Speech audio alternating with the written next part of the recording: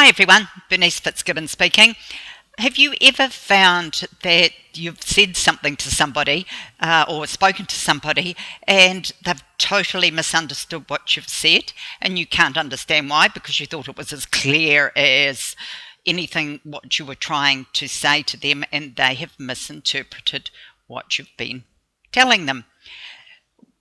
The reason I brought this up is that I was looking at Facebook earlier on at messages that had come through and at certain things that people had written and the replies that had come with it.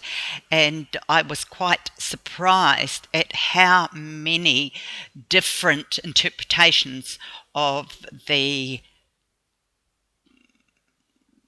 was actually an audio, of the audio there was. And yet to me, what the person was saying was quite clear and succinct. A lot of people interpreted it differently to me. So that doesn't mean to say my interpretation was correct, nor that theirs was incorrect. But it just goes to show how there are so many ways to interpret something somebody is saying to you or something you hear. It can either be a positive or negative reaction to what they say. In your past, say something's happened in your life that the certain phrases or certain behaviours or certain mannerisms in a person has actually caused quite a lot of distress in you, and that's gone into your subconscious mind. And then when you're in a situation and you are listening to somebody and they have either the same tone in their voice, they use similar phrases or similar behaviours and patterns, instead of actually hearing the words, the emotions take over and you feel that same feeling, that sort of negative feeling. So even what they may be saying isn't negative at all, you interpret or you have this negative feeling about it and you take it on board negatively. Now this gets me back to language and communication. Our communication is 30 or 7% words, what we're actually saying, 38% how we say it, the sounds in our voices, and 55% is physiological, so our body language, fidgety hands, which is me, anything like that is 55% on how we interpret what people are saying. And that comes with what we have learned in the past, how we perceive certain situations, certain things, as I said before, certain words that may have happened that we don't even remember, but they either have a positive or negative effect on how we feel about what somebody else is saying or how they're saying it. So when you're looking at physiologically or body language, you're looking at the postures, you're looking at the gestures, you're looking at facial expressions, blinking, and you're also looking at how they're breathing. Is the breathing rapid? Are they anxious? Are they calm? Just how they're breathing. Is it sort of puff, puff, puff or whatever? And then you're looking at the tone of their voice. So it's the pitch, it's the speed, it's the quality of the voice, and it's the loudness of the voice that you'll be looking at. When you're looking at words, really very little comes into what they're saying unless the words they're using has a negative or a positive effect from past beliefs. Now we get all these, you don't just get them from your family, it could be your culture's different, just your whole makeup's different to somebody else, whatever you've learned, how people talk to you, behaviour, just so many ways that you learn and understand and therefore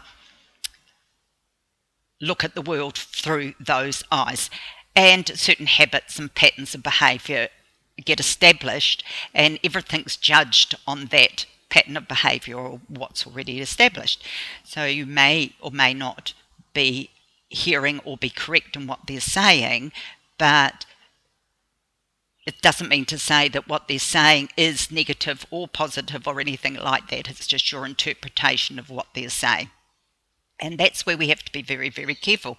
We have to be very careful that we actually hear what people are saying, not just think we hear what they are saying. So quite often, if you're uncertain of something and it's important, you need to clarify. Make sure that you understand what you have heard or what you believe is what they're actually saying.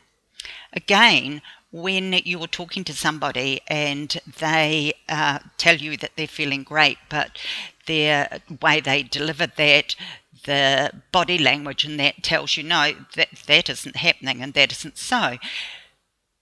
You can either forget about it and not worry about it, or you can say to them, are you sure? Because I'm not getting that feeling, depending whether you want to get into it in that depth. Obviously, I need to get into it in that depth, and I need to understand when people are saying something, more what they're not saying than what they're telling me. And this quite often happens. And then as they relax and as you get a rapport, then they start to tell you more. But you've already got a picture in your mind just by their gestures, their tone, their body language. So although we like to think that talking is important and it's the way of communicating, in actual fact, the best form of communication is actually observation, is listening, really listening to what people say. Lots of us have lost that skill, and I think it's quite sad that we are so busy in our own heads doing our own thing and wanting to get across our own message, we miss so much. So if you are one of those people that don't listen to other people, which I'm sure you're not, then just be mindful of, in that moment, okay, stop. What are they saying? Let's listen to them and hear what they are saying. And then respond to what they're saying, or respond to them, not be busy listening to them so that you can be busy thinking up how you're going to answer it. It's not about that. It's actually about looking at the person as a whole and listening to what they are saying. Now that gets me again back to another area, and that is about how we behave when we feel that we are threatened, or when we feel that somebody is, we just don't like what somebody said or how they've treated us. So how do we behave? And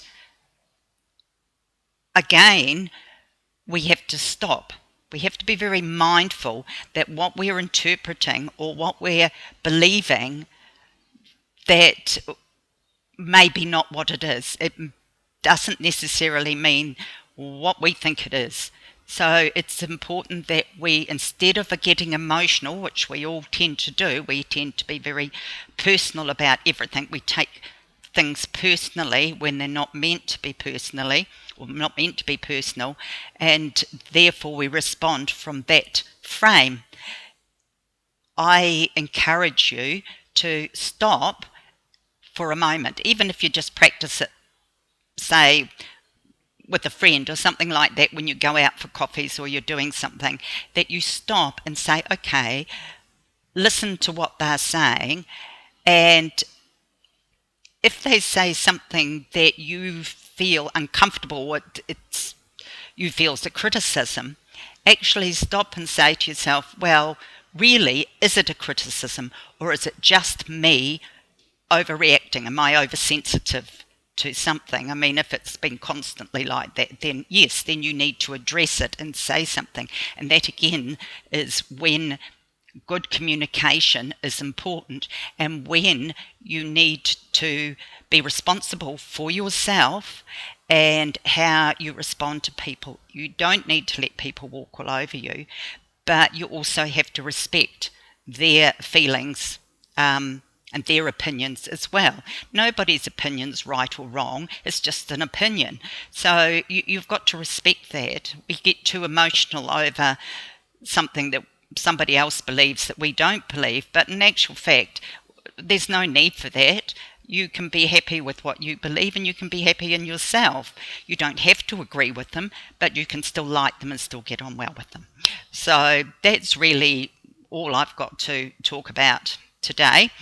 It was just that, as I said, I've read I'd actually read a blog post and then looked at all these replies, and it was quite astounding how everybody had different interpretations of what they'd read. So again, I'm reminding you that what you think you hear or what you believe isn't necessarily true, but it's not necessarily not true. It's your reality. It's not the other person's reality. So I hope this has been helpful, and we'll catch up with you at another time.